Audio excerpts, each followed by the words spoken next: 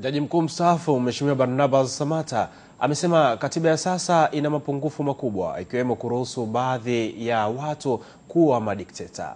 Mwanahabari wetu Henry Mabumo ana taarifa zaidi. Akizungumza katika kongamano la kujadili rasimu ya kanuni ya maudhui ya sheria ya katiba mpya, Jaji mstaafu Barnabas Samatta ameainisha baadhi ya mapungufu kuwa ni Tume ya Taifa ya Uchaguzi kuwa moja ya idara za serikali, rais kuwa sehemu ya bunge, pamoja na spika wa bunge kutoka katika vyama vya siasa kwa kuwa kunaleta upendeleo ndani ya bunge. Katiba ya sasa inaruhusu walio wengi, majority kwa Kiingereza, kuwa madikteta au kufanya mambo ya kiudikteta. Tatizo lingine ni tume ya uchaguzi. Katiba ya sasa inasema tume ya uchaguzi ni idara huru. Kwa nini tume ya uchaguzi iwe idara? Kwa nini tume ya uchaguzi isiwe chombo nje ya serikali?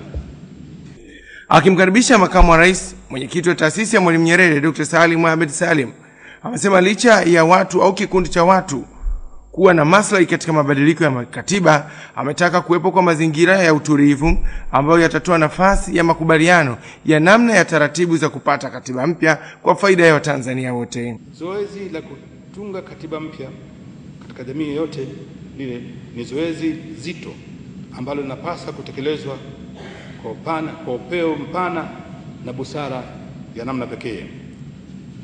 Zoezi la kutunga katiba ni jambo kubwa na la kudumu na linapaswa kuchukuliwa kwa mapana yake, umakini mkubwa na kuhusisha Watanzania kwa jumla. Akifungua mkutano huo, makamu wa rais wa Jamhuri ya Muungano wa Tanzania Dr. Mohamed Gharib Bilali amewataka baadhi ya watu wanaoiteka hoja ya katiba na kuipindisha kutambua kuwa katiba ni ya Watanzania wote na kuwataka Watanzania kuwa wastahimilivu katika kusikilizana wakati wa mjadala wa katiba ili kuweza kupata katiba inayotokana na Watanzania wote. Wale wanaodhani wanauelewa mkubwa wa masuala haya, na waomba watumie taaluma zao kuisaidia wasiotambua jambo hili, lakini sikuwa msingi ya kuwatisha ama kuwalazimisha kuamini kile ambacho hawakiamini. Wakichangia mdahalo huo, baadhi ya wananchi wakiwemo wanasiasa wametaka serikali kusoma alama za nyakati kabla ya kupitishwa kwa mswada wa sheria ya mabadiliko ya katiba, huku wengine wakitaka mchakato wa katiba kuwa wazi unaotokana kwa njia ya midahalo ambayo ni mipana na mijadala inayotoka kwa wananchi. Kwa kweli na mimi natazama tu hivi kusoma na nini, unaweza kupata impression ya juu ya nchi inavyoona, wananchi wanavyoona juu ya jambo lolote, halafu ukasema kwa kweli inaelekea hili jambo wananchi wanapenda. Tunataka pesa za walipa kodi zielekezwe kwa walipa kodi wenyewe kwa njia ya huduma. Katiba lazima itaje. Tunataka ardhi ya Watanzania. Tuna kesi nyingi sana nchi za ardhi. Tunataka hizi kesi za ardhi ziondolewe kwa sababu katiba itaje kimsingi haki ya Mtanzania kumiliki ardhi yake mwenyewe na rasilimali. Wakizungumzia mjadala unaoendelea bungeni, baadhi ya wananchi wanasema wabunge wanatakiwa wajadili mswada unasema nini. Badala ya kujadili mswada wanamjadili Tundu Lissu, wanamjadili Chadema, wanamjadili Kibanda wa wanaharakati. Sasa kwenye mswada mle Kibanda yumo, Tundu Lissu yumo kwenye mswada mle, Chadema wako mle kwenye mswada. Sasa watu wa ajabu hawa ndio wanasema watatutengenezea katiba.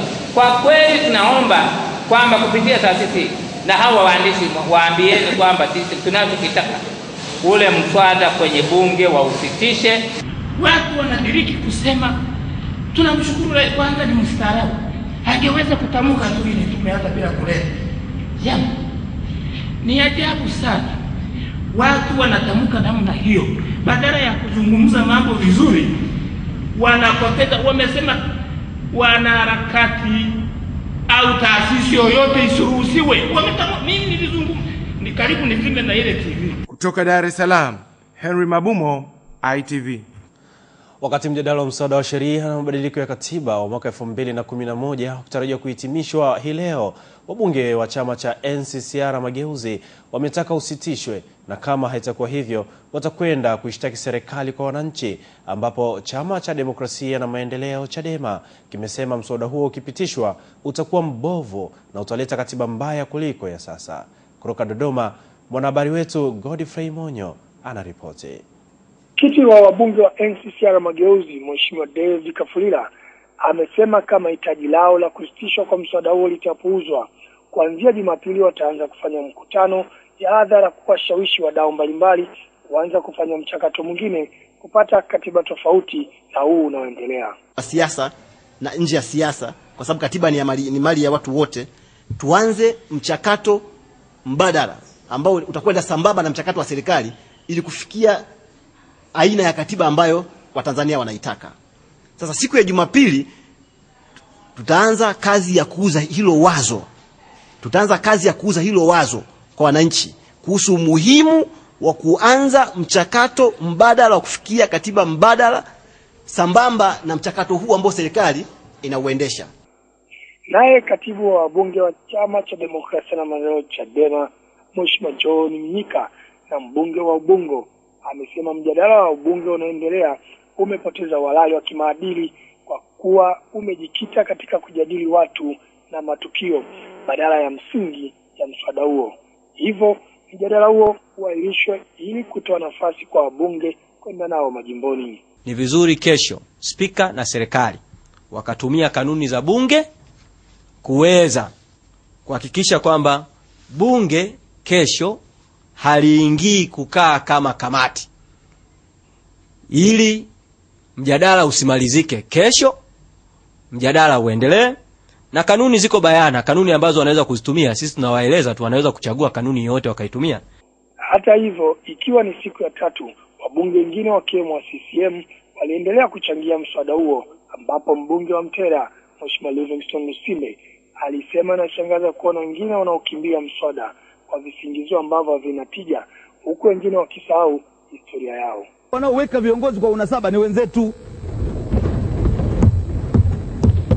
Sasa baada ya kupita wanatutishia sijui serikali ya ukoo, sijui serikali ya kinasaba. Wao ndio wangeunda serikali ya kinasaba. Viti 11 wanaweka ndugu kibao. Mzazi wa katibu mkuu, mzazi mwenzake yumo kwenye bunge.